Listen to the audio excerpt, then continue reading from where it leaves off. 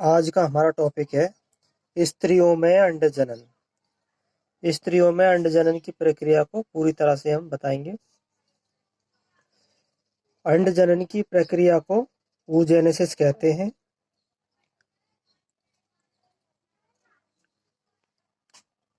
oogenesis की प्रक्रिया स्त्रियों में गर्भावस्था में ही शुरू हो जाती है। भ्रूण अवस्था में ही oogenesis की प्रक्रिया आरंभ हो जाती है और जैसे ही लड़की जन्म लेती है oogenesis की प्रक्रिया बंद हो जाती है और भ्रूण अवस्था के दौरान ही उगोनिया अपनी संख्याओं में वृद्धि करती है और कई मिलियन तक बना लेती है। जैसे ही लड़की का जन्म होता है, जन्म के साथ ही उगोनिया अपने आकार में परिवर्तन करती है और वृद्धि करती है और प्राथमिक अंडक यानी प्राथमिक oocyte बना लेती है।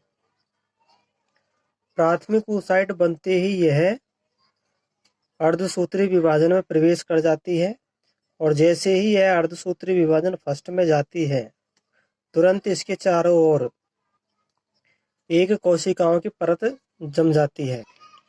तो यहाँ ये ईग है, प्राइमरी oocyte अंडक। इसके चारों ओर ग्रेन्यूल कोशिकाओं की परत बन जाती है जिससे ही प्राइमरी पुटिका का निर्माण होता है, प्राइमरी फॉलिकल का निर्माण होता है। और जैसे ही इनके चारों ओर इस पुटिका का निर्माण होता है, अर्धसूत्री विभाजन रुक जाता है स्थायी रूप से। और यह कब तक रुका रहता है? यौवन अवस्था आरंभ होने तक रुका रहता है और इस दौरान ये जितनी भी प्राथमिक पुटिकाएं बनती हैं वो सब धीरे धीरे नष्ट होने लगती है और oocyte भी नष्ट होने लग जाता है और यौवन आते आते कई मिलियनों में से प्राथमिक oocyte की संख्या या प्राइमरी फॉलिकल्स की संख्या 60,000 से 80,000 ही रह जाती है। और इस तरह से प्राइमरी oocyte के नष्ट होने की जो प्रक्रिया है इसको एट्रेसिया कहते हैं। अब जैसे यौवन आरंभ होता है, प्राइमरी फॉलिकल्स के चारों ओर कणिकीय कोशिकाएं ग्रेन्यूल्स की ओर परत चढ़ जाती है जिससे अब यह द्वितीयक फॉलिकल बन जाता है। अब इसको द्वितीयक फॉलिकल के नाम से जानते हैं। अब इसकी दो परतें बन जाती है। बाहरी परत को कहते हैं थीका लेयर, ठीक है, परत बन जाती है। अब इसके बाद हम द्वितीयक फॉलिकल तुरंत ही तृतीयक फॉलिकल में परिवर्तित हो जाता है। तृतीयक फॉलिकल में क्या क्या चेंजेज होते हैं? थीका लेयर दो भागों में डिवाइड हो जाती है और बीच में एक गुहा खाली रह जाती है और इस गुहा में एक तरल भर जाता है जिसको एट्रियम गुहा कहते हैं। इसमें तरल से भर जाती है। अब यहाँ और जो ये आंतरिक परत है यानी कि अंतःथीका एंड्रोजन हार्मोन का सीक्रेशन करना शुरू कर देती है।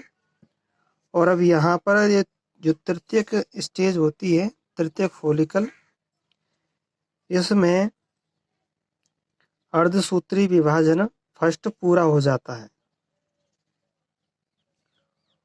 और सेकेंडरी oocyte बन जाता है। ये यहाँ पे विभाजित हो जाता है यौवन आते ही और यौवन आते ही सेकेंडरी oocyte बन जाता है यानी अर्धसूत्री विभाजन फर्स्ट पूरा हो जाता है और जो प्राथमिक oocyte विभाजित होकर के द्वितीयक oocyte बना लेता है और ये अवस्था अगुणित होती है। इससे ऊपर की अवस्था द्विगुणित होती है। अब इस अवस्था के बाद में यहाँ पर सेकेंडरी oocyte में फॉलिकल, तृतीय फॉलिकल बनता है और जो बाहरी जो थीका लेयर है वो दो भागों में बढ़ जाती है, बाह्य लेयर और आंतरिक लेयर। आंतरिक लेयर एंड्रोजन हार्मोन का सीक्रेशन करती है। फिर इसके बाद में फॉलिकल्स यानी तृतीयक फॉलिकल, और तृतीयक फॉलिकल के अंदर क्या क्या होते हैं, ये सेकेंडरी oocyte और प्राथमिक ध्रुवीय कोशिका पोलर बॉडी। प्राथमिक ध्रुवीय कोशिका का आकार छोटा होता है और ये सेकेंडरी oocyte का आकार बड़ा होता है। अब इसके बनते ही यह अपने चारों ओर एक आवरण बना लेती है, पारदर्शी आवरण, जिसको जोना पेलिसिडा कहते हैं। अब ऐसी स्थिति में यानी जो तृतीयक फॉलिकल परिपक्व हो जाती है ना, ग्राफियन पुटिका परिपक्व हो जाती है, परिपक्व होते ही ये फट जाती है। ग्राफियन पुटिका फट जाती है, फटते ही ईग यहाँ से निकल करके सेकेंडरी अंडक निकल करके यहाँ आ जाता है, अलग हो जाता है, और अलग होकर के फिब्री से होते हुए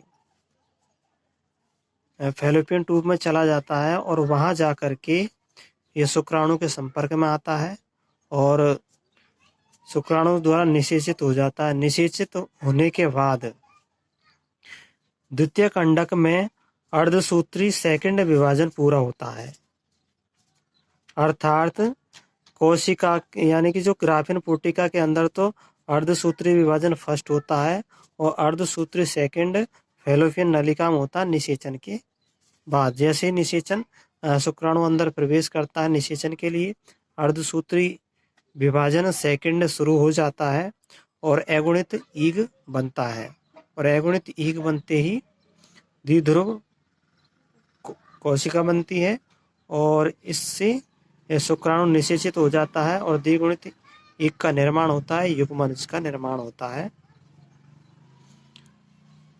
तो मैं उम्मीद करता हूँ कि आपके समझ में आया होगा। यहाँ पे अब हम आपको इसका डायग्राम दिखाते हैं।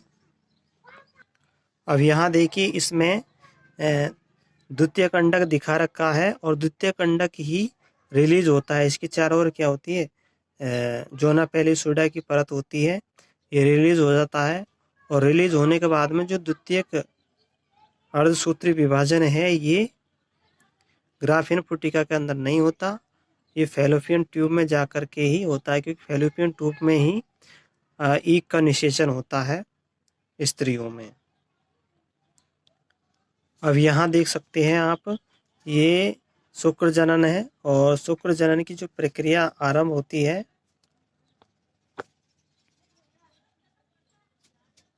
यौवन आरंभ से आरंभ होती है। इसमें समसूत्री विभाजन होता है और ये विभेदित होकर के प्राथमिक शुक्राणु कोशिकाएं बनाती है, प्राइमरी oocyte बनाती है। इसमें अर्धसूत्री विभाजन हो जाता है, इसको न्यूनकारी विभाजन कहते हैं। विभाजन के बाद में जो प्राइमरी oocyte तो द्विगुणित होती है, ट्वेन होती है, और द्वितीयक स्पर्मेटोसाइट यानी शुक्राणु कोशिकाएं अगुणित होती है।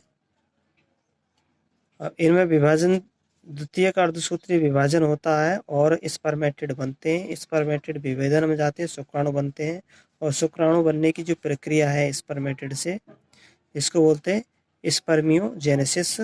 और शुक्राणु जन कोशिकाओं से शुक्राणु बनने की प्रक्रिया को स्पर्मेटोजेनेसिस कहते हैं। और शुक्राणु के रिलीज होने की जो प्रक्रिया है, यानी जनन नलिका में शुक्राणु के मुक्त होने की प्रक्रिया को स्पर्मिएशन कहते हैं। तो ये आपकी समझ में आ गया होगा कि अंड जनन और शुक्र जनन में क्या अंतर है। तो शुक्र जनन यानी अंड जनन तो गर्भ अवस्था से ही शुरू हो जाता है, और जबकि शुक्र जनन यौवन आरंभ से शुरू होता है, और इसमें जो विभाजन की प्रोसेस है अर्धसूत्री विभाजन की लगातार नहीं होती, काफ़ी जटिल प्रक्रिया है, लेकिन आपके समझ में आ गया होगा। वीडियो को लाइक कर देना, चैनल को सब्सक्राइब कर देना। धन्यवाद। अब यहाँ देख सकते हैं कि ये जो गर्भ काल के जीवन में अंड जनन की प्रक्रिया होती है, और जन्म से लेकर के बाल्यावस्था में ये प्राइमरी oocyte नष्ट होने लगती है, और यौवन आरंभ होने पर इनका नष्ट होते होते 60,000 से 80,000 रह जाती है। और फिर द्वितीयक अंडक का मोचन होता है, और मोचन होने के बाद में ग्राफीन पुट्टिका फटती है, तो ही मोचक होता है। यानी कि ईग का ग्राफीन पुट्टिका के फटने से उत्सर्जन नहीं होता, जो कि द्वितीयक अंडक का होता है। और अंडाणु बाद में बनता है ग्राफीन पुट्टिका से निकलने के बाद, निषेचन के बाद, और प्रौढ़ जनन आयु में होता है ये द्वितीयक अर्धसूत्री विभाजन। तो वीडियो देखने के लिए आपका बहुत बहुत धन्यवाद।